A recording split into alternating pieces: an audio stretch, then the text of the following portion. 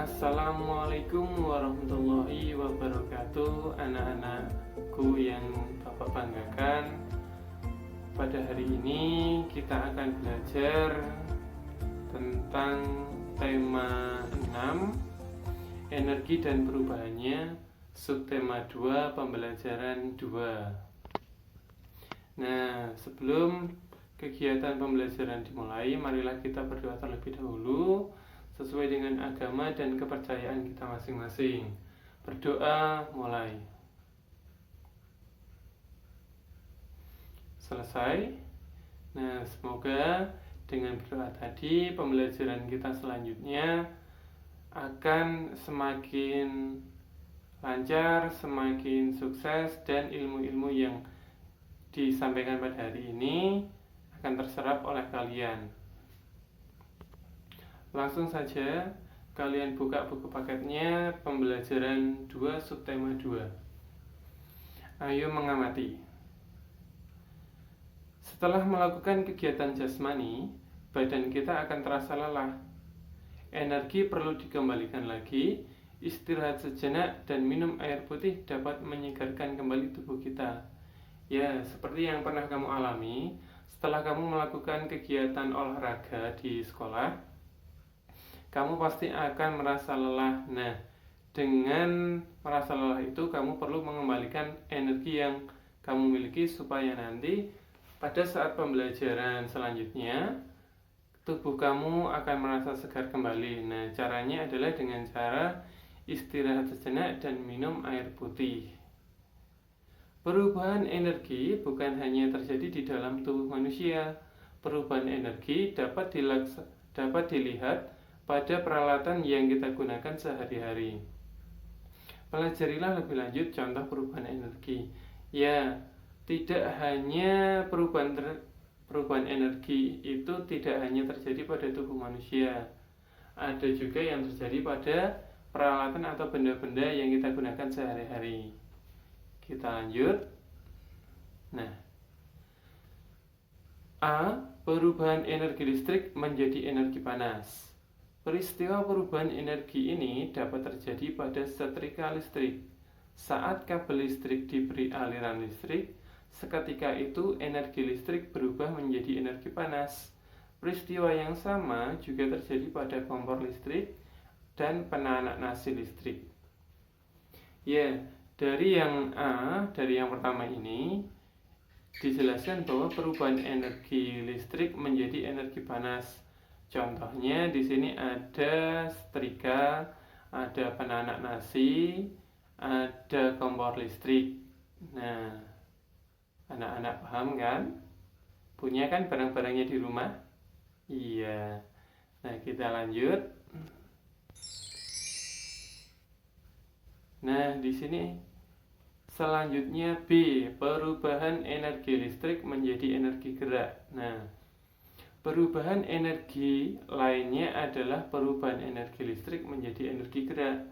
Lihatlah alat-alat berikut. Saat menggunakan peralatan tersebut, terjadi perubahan energi listrik menjadi energi gerak. Ya, di sini dijelaskan bahwa energi listrik itu bisa dirubah menjadi energi gerak.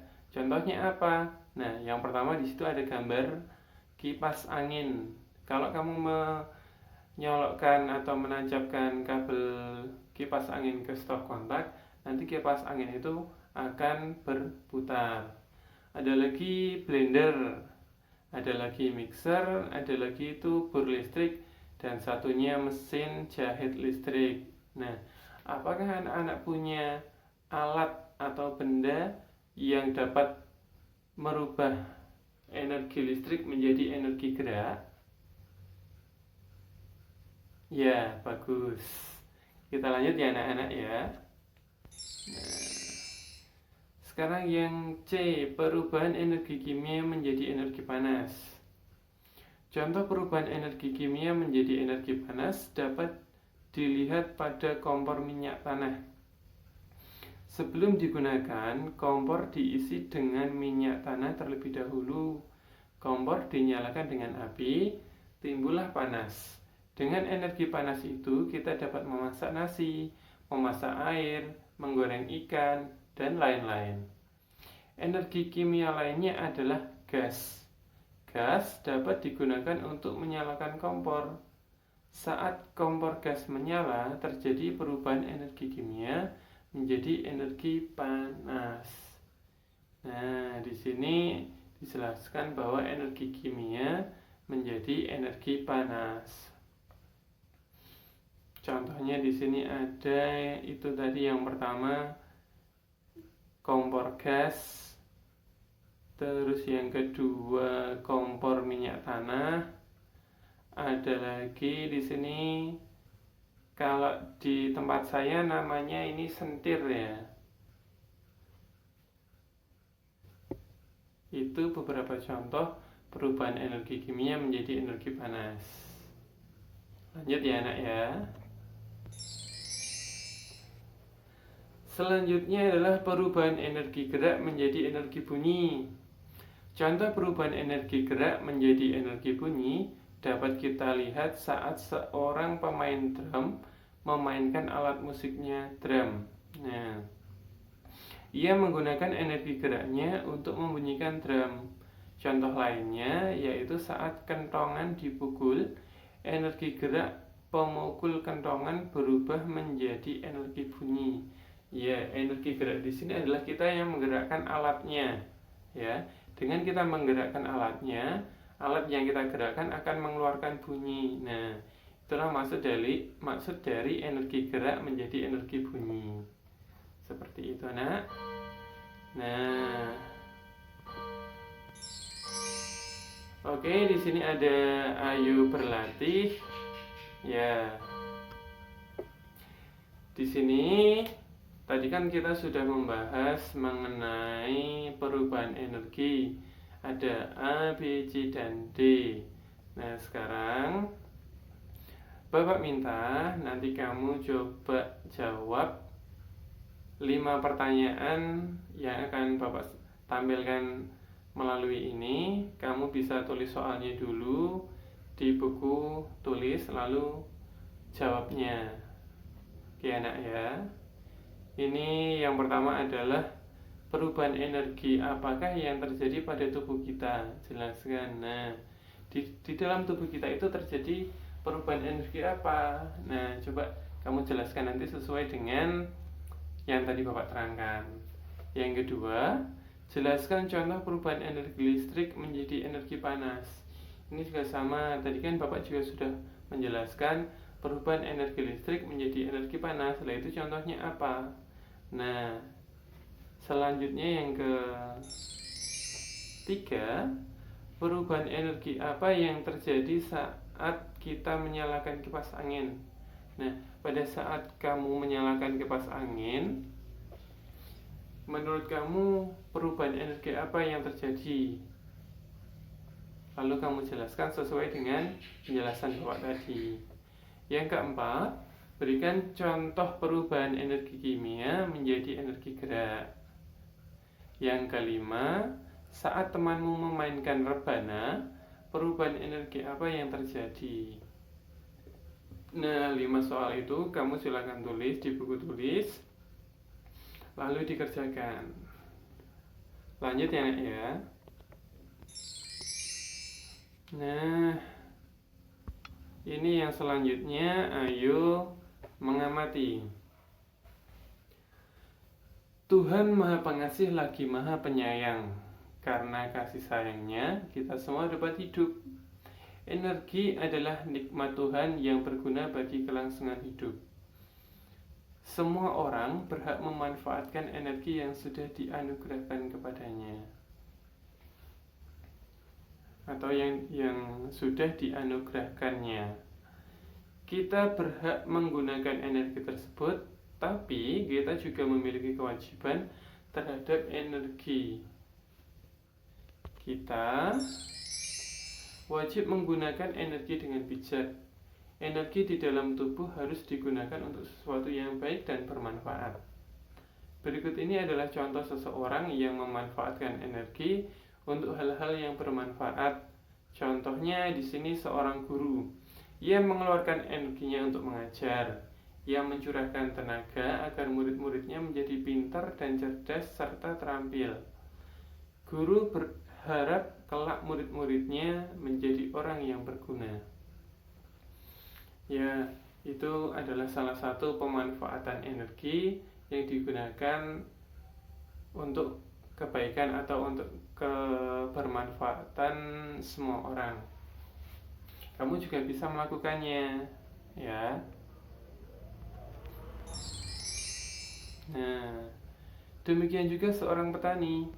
Ia menggarap sawahnya dengan sekuat tenaga. Energinya digunakan untuk mencangkul dan menanam padi di sawah. Di bawah terik matahari yang menyengat, dia tetap bekerja. Petani berharap sawah yang digarapnya akan menghasilkan padi yang bagus.